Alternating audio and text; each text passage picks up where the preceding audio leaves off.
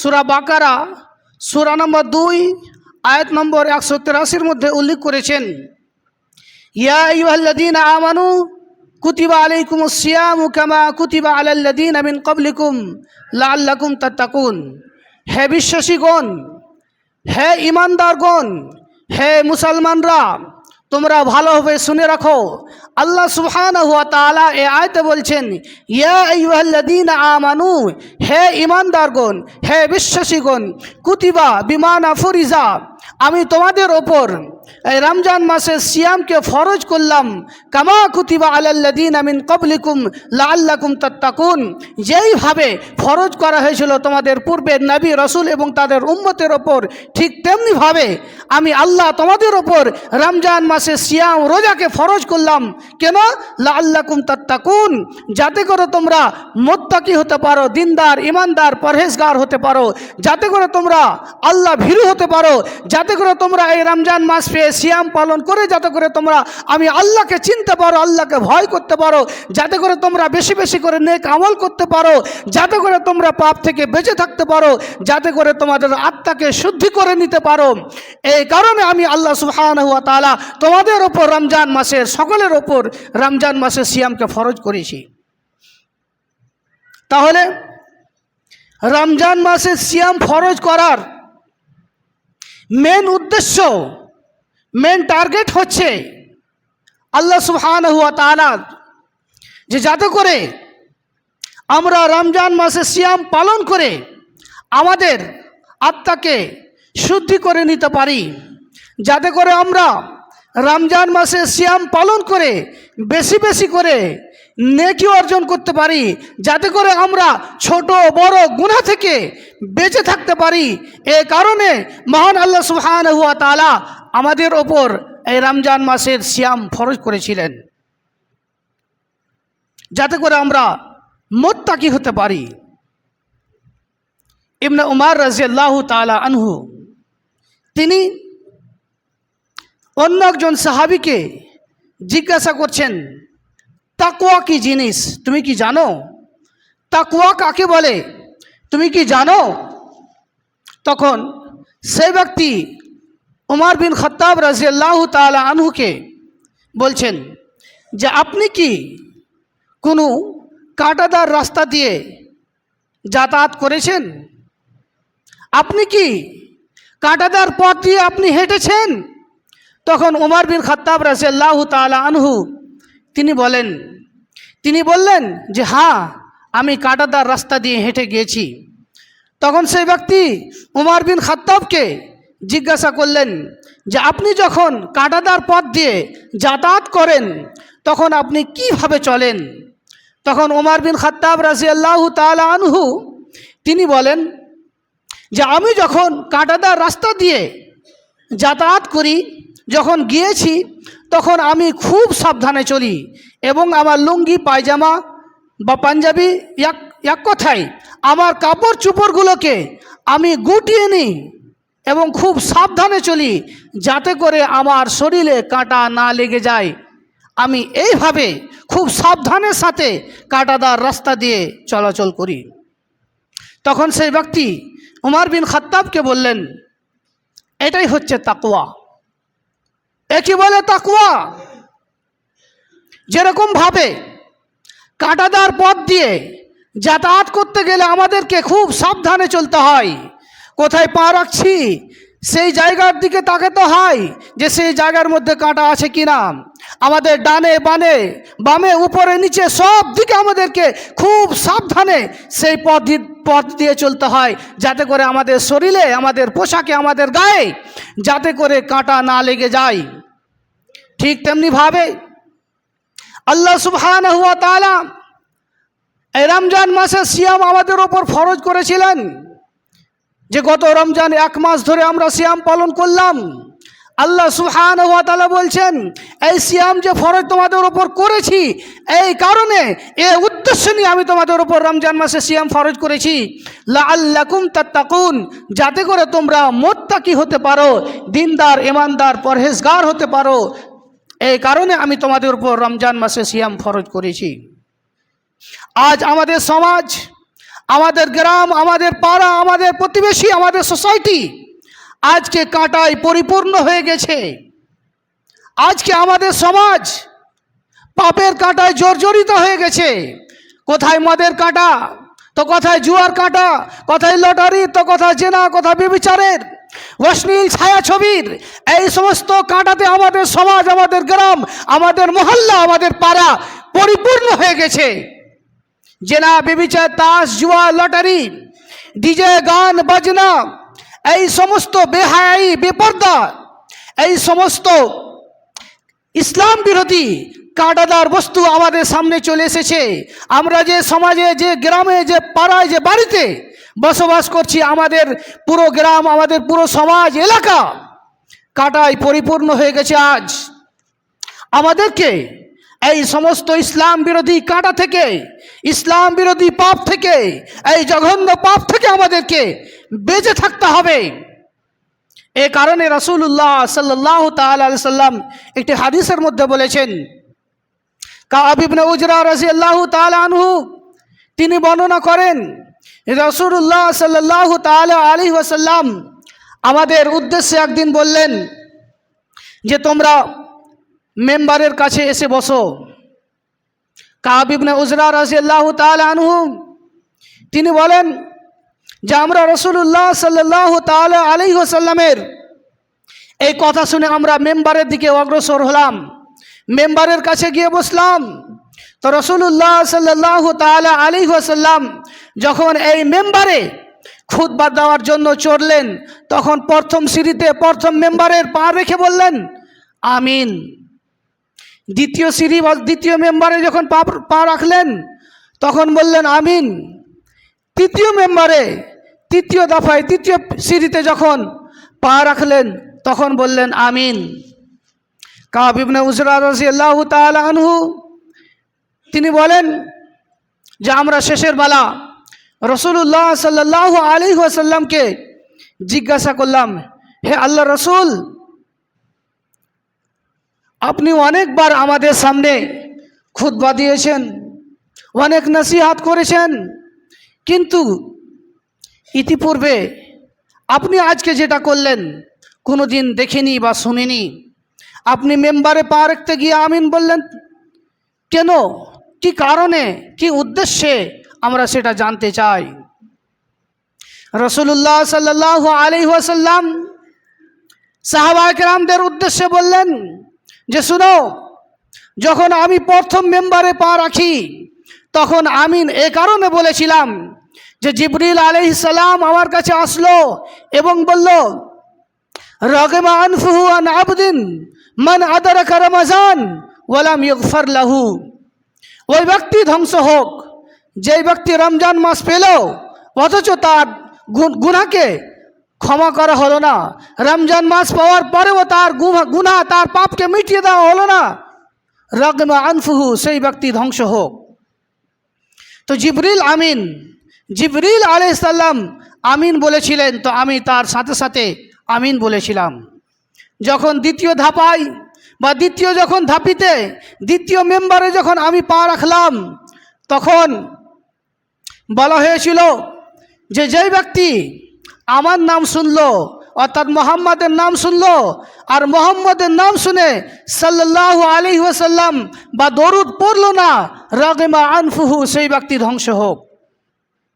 তাহলে আমরা যদি কাউরের মুখ থেকে মোহাম্মদ এই নামটা শুনি, আল্লাহ রসুলের নামটা শুনি, তাহলে আমাদেরকে দরুদ পাঠ করতে হবে, কমপক্ষে এতদূর পর্যন্ত পড়তে হবে সাল্লাল্লাহু আলাইহি ওয়াসাল্লাম।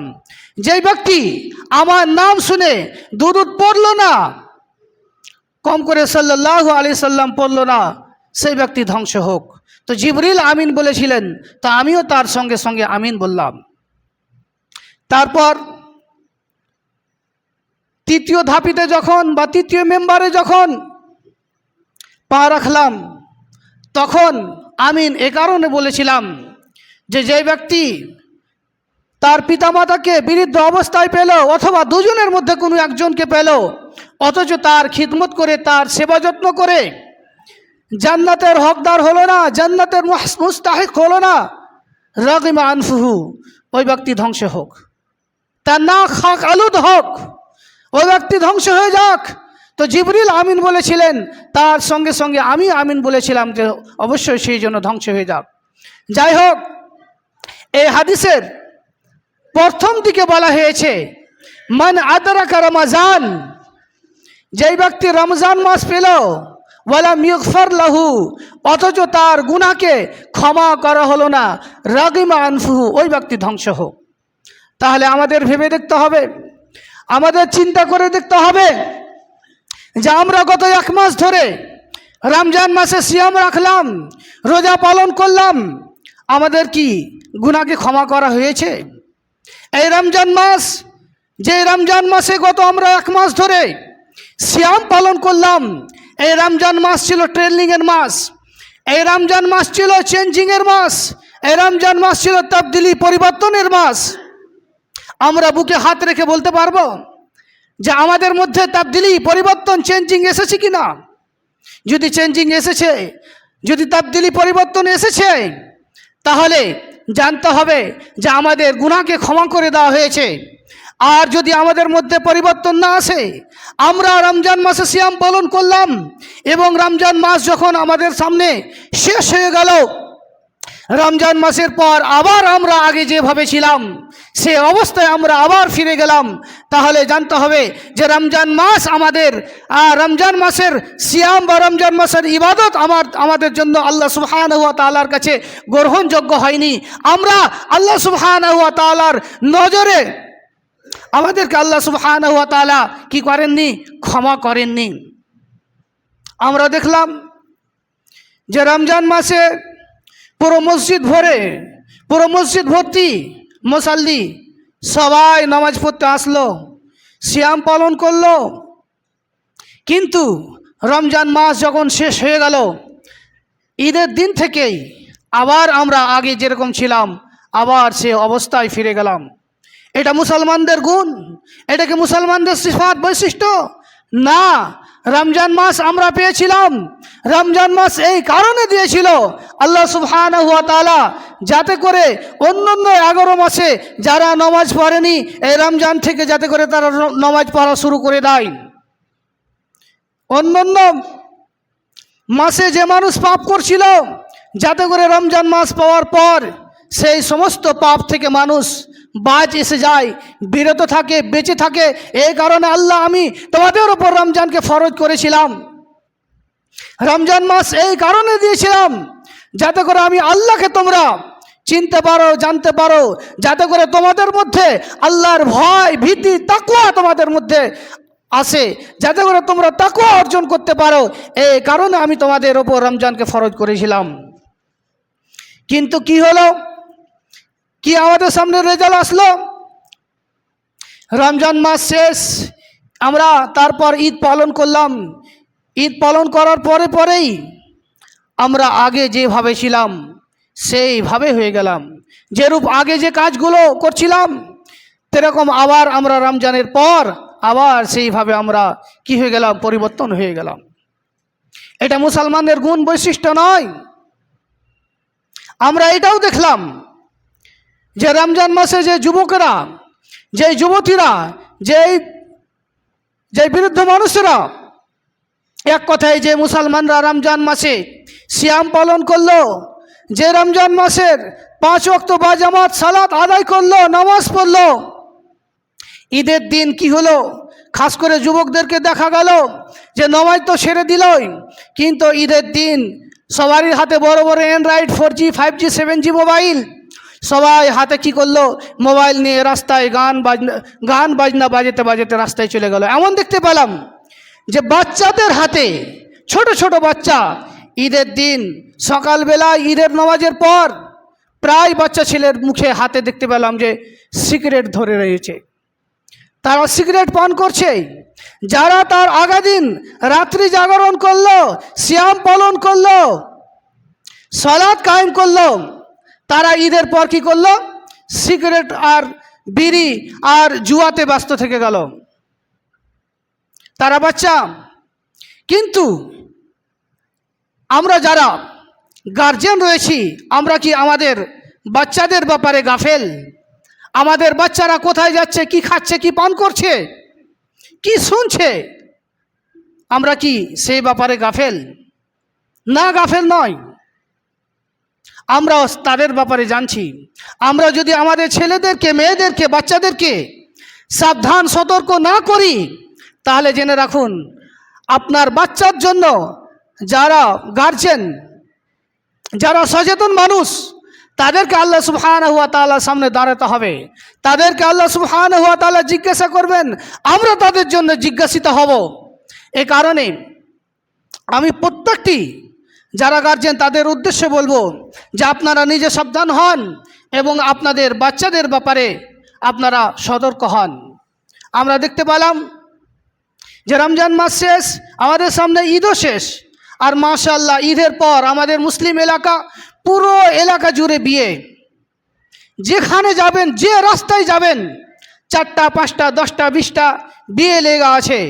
আর আমরা দেখতে পাই যে আমাদের এই মুসলিম সমাজে এই যে এখন বিয়ের সিজন, বিয়ের সময়, বিয়ে করতে হবে, বিয়ে দিতে হবে, ভালো কথা, কিন্তু এই বিয়ের সিজনে আমরা শুনতে পাই, দেখতে পাচ্ছি, জানতে পারছি যে প্রত্যেকটি প্রায় বিয়ে বাড়িতে বড় বড় ডিজে নিয়ে এসে গান বাজনা করে সেই আনন্দ উল্লাস করে এই বিয়েটাকে দিচ্ছে।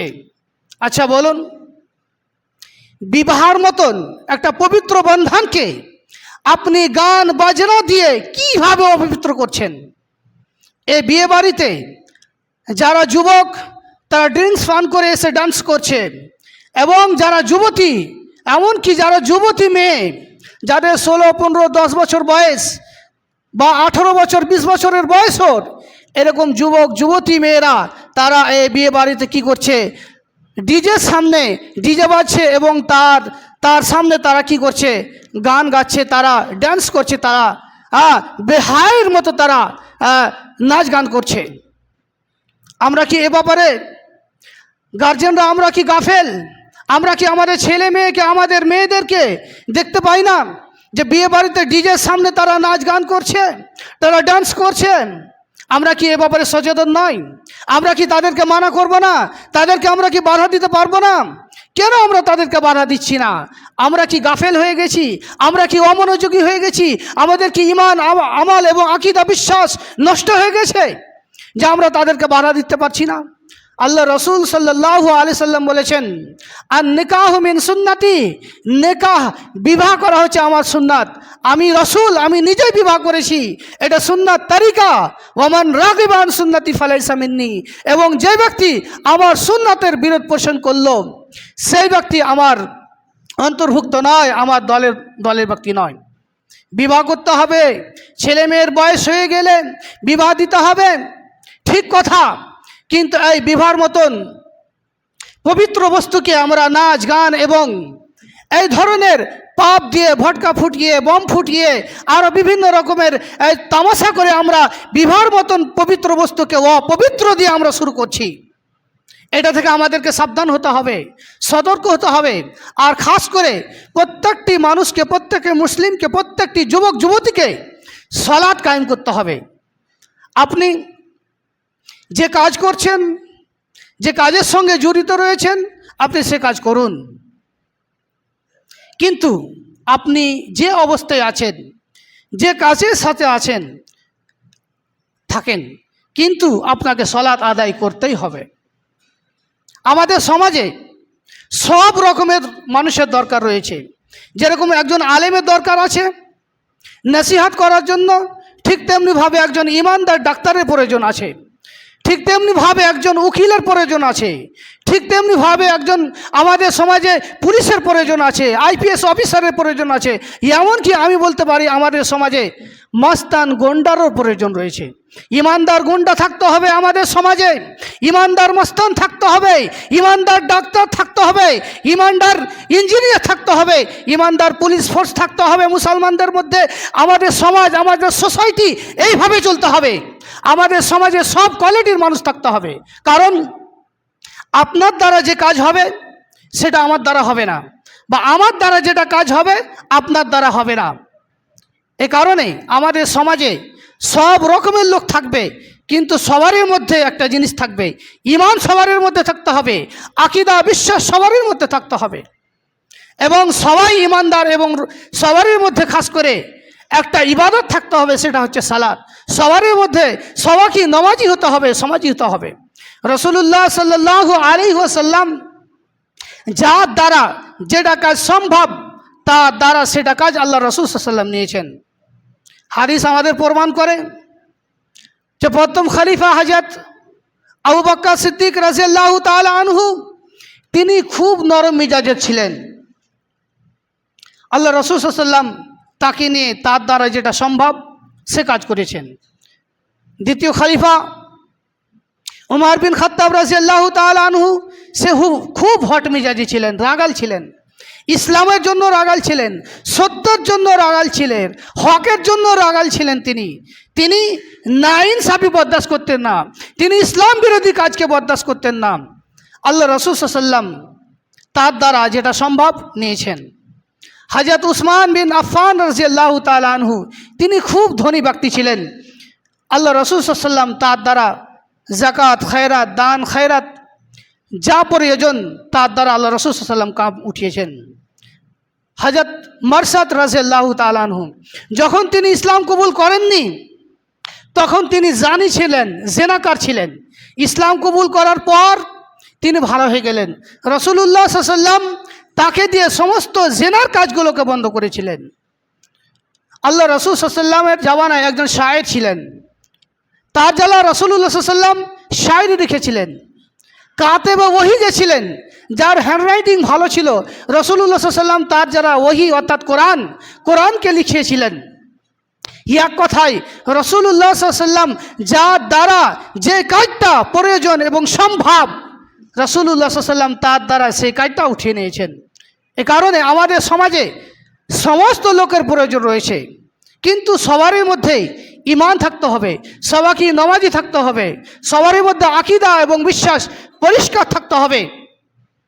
যাই হোক, আমি আর খুতবা না বাড়িয়ে এখান থেকে আজকের বিষয়বস্তু ইতি করছি। সর্বশেষে যুবকদের উদ্দেশ্যে বলছি যে হে যুবক, হে যুবতী, তোমাদের উদ্দেশ্যে বলছি যে তোমাদের এই শক্তি, তোমাদের এই সৌন্দর্য, তোমাদের এই যৌবন, এই সম্পর্কে আল্লাহ সুবহানাহু ওয়া তাআলা তোমাদেরকে জিজ্ঞাসা করবেন।